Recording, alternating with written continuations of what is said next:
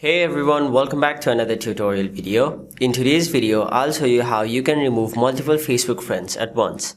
So it is really quick and easy, so let's jump right into it. First of all, open your Facebook app, and before starting the process, make sure that there are a tons of extensions available on the internet which may not work.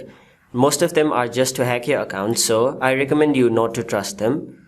So there's one way on how you can remove friends on Facebook, that is by going to your menu on the top right corner of your screen and then tapping the option friends. Now go to your friends, and there you'll see the list of all of your friends.